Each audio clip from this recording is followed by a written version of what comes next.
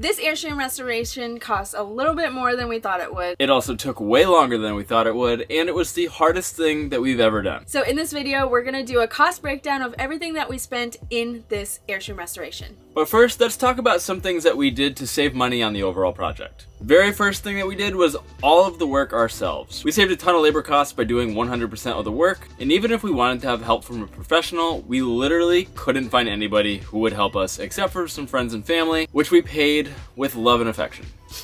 The second way that we saved money is working with brands to incorporate their products into our restoration and providing them with some marketing. That includes photos, videos, and sponsored content on our pages. The third thing that we did to save money was to restore and reuse as much as possible from the original AIRSTREAM. We were able to salvage the front and rear end caps and all of the original aluminum interior walls. It took a ton of effort and sweat equity to get them into usable condition, but we're really glad we did because the price of aluminum was pretty expensive, and if we had to replace all of it, we definitely would have blown our budget way out of the water. Fourth thing that we did was not polishing the outside of our AIRSTREAM. We have a 70s trailer, and it is one of those trailers that we can polish to a mirror finish, but we opted not to because we spoke to some of our friends who did it, and they said if you can avoid it, do, because it's one of the more annoying things in an AIRSTREAM restoration.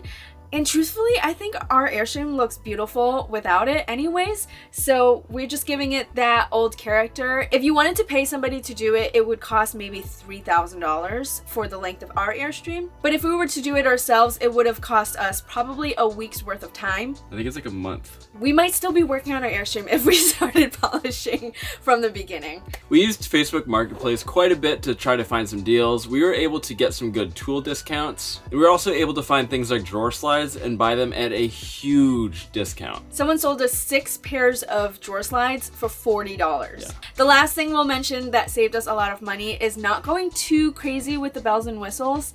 We didn't do anything insane in here that a novice builder would not be able to do. Very functional, but also really beautiful. So keeping our build simple really kept the cost down. Now let's get into the cost breakdown. The total amount that we spent on this AIRSTREAM was $39,047. So let's start with the cost of the AIRSTREAM itself. We scoured Facebook Marketplace for months looking for the right one. People selling their AIRSTREAMs sell them in different conditions. In August of 2023, we found an AIRSTREAM that's from the 70s, which was one of our big things. All of the windows were intact. It was 23 feet long, which is like a perfect size for us. And it was listed for $11,000. We negotiated and bought it for $9,000. We feel like this is a really fair price. For a 70s trailer, it was in fabulous condition, but it needed a lot of work and a shell-off restoration. I don't know if I would say this was in a fabulous condition, but it was definitely in a condition. It was 50 years old. Okay. It was fabulous for being 50 years old, okay? Cue the B-roll.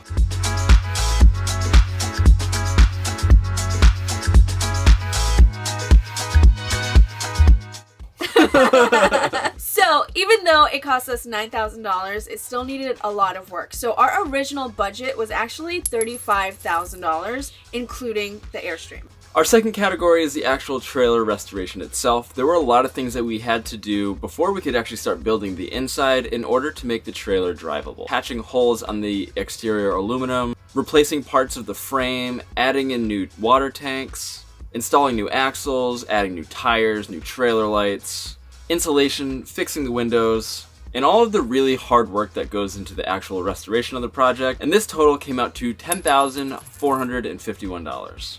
Now, a lot of people do AIRSTREAM restorations, but they don't intend to take it on the road.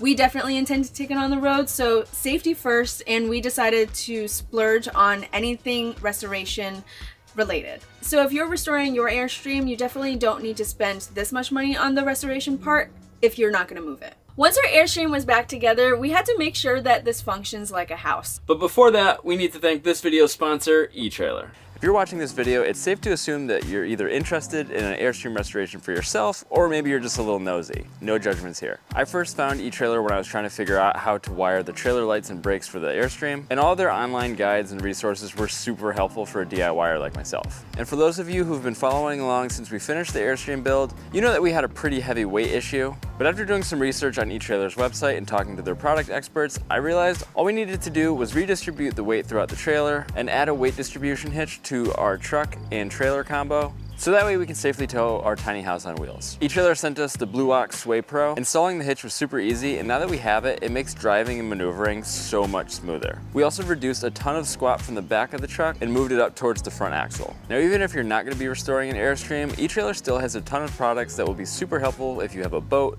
an RV, or a regular trailer. They're even great for car camping, and we were able to upgrade a bunch of things for our car camping setup that makes things way more comfortable. We got a sweet chair, a light bar to help see at night, and new rain guards, which are not only practical for sleeping in the car, but also for just general driving around. As new RVers, there's so much to learn about this lifestyle, so thank you to eTrailer for making that process a lot simpler for us. Now let's get back to the cost breakdown. So next comes our appliances. The appliances in our Airstream cost $9,229. This included our 12-volt fridge, our 12-volt freezer, our diesel heater, tiny wood stove, toilet, 2 fans, and an AC. We also installed a water filtration system. But I want to talk about our toilet really quick. We originally installed the OGO Composting Toilet, and it really was not working out for us. So we recently changed it to the OGO Origin Composting Toilet. And we're happy to say that this is a composting toilet that actually works. Opening the top, we got a nice area. Looks like a perfect spot to poop on. This opens up the trap door for the poop chute. The pee jug comes out by unlatching either side, and it comes right out.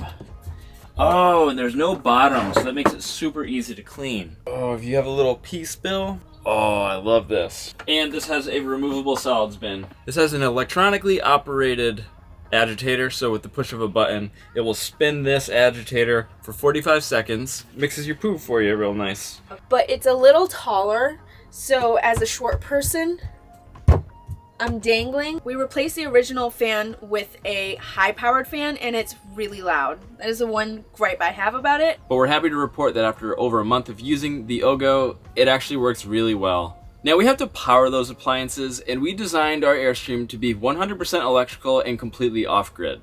This means we have no propane, unlike most traditional RVs. The total value of our electrical system is $15,910, making it the most expensive part of the Airstream.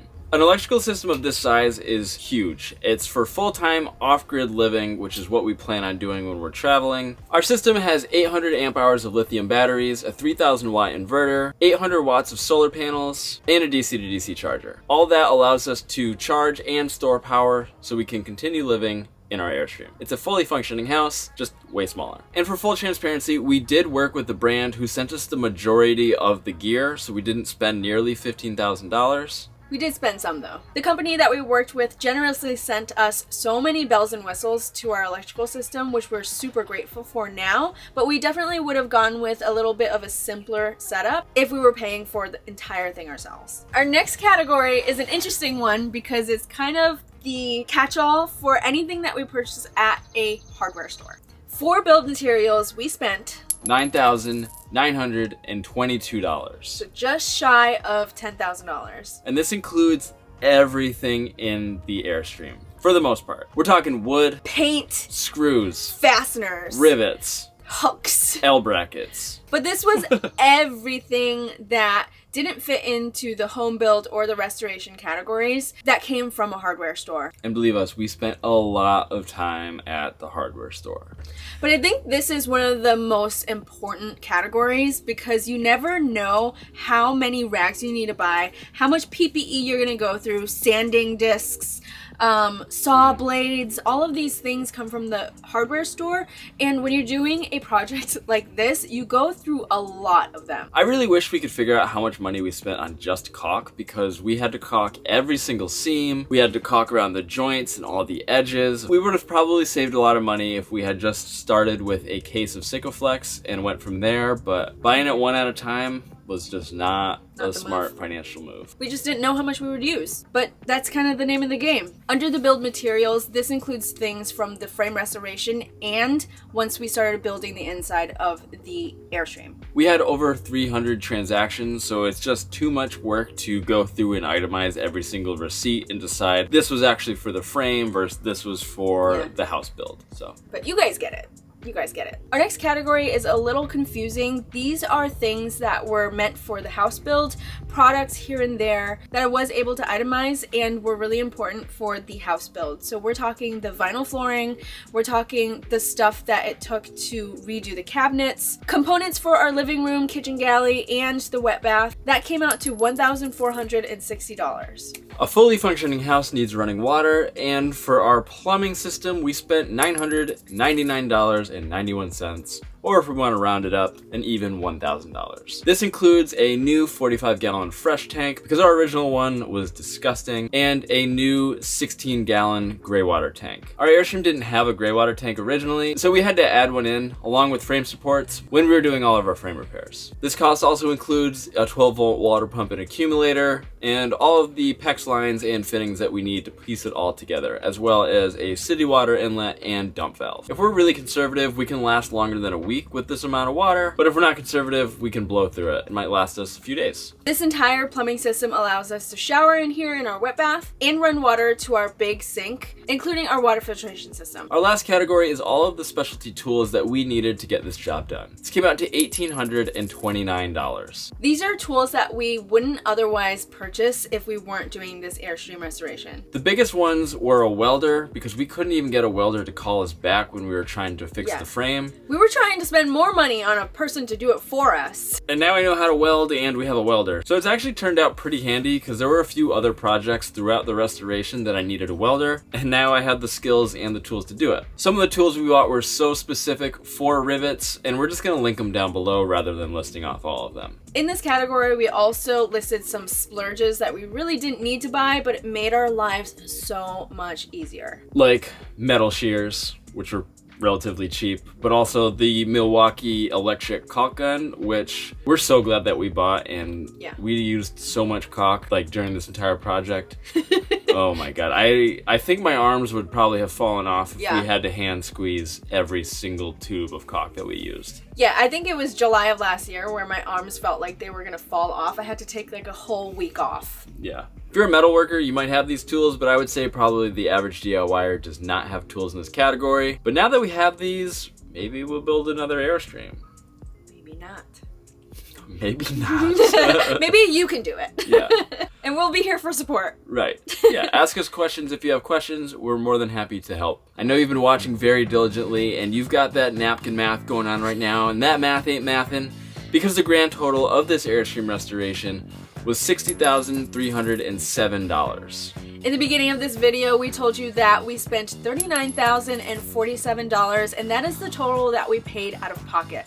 The rest was covered by our beautiful and wonderful partners that worked with us throughout the entire restoration series, which we are extremely grateful for. We're also extremely grateful for you guys who continue to watch our videos and give us encouraging comments and like our videos. And it's support like that that helps us continue to make videos on this channel, which we love doing and want to continue to do so for as long as we possibly can. I want to give another thanks to you guys, and another thanks to eTrailer for sponsoring this video. Now we'll see you in the next one. See you in the next one.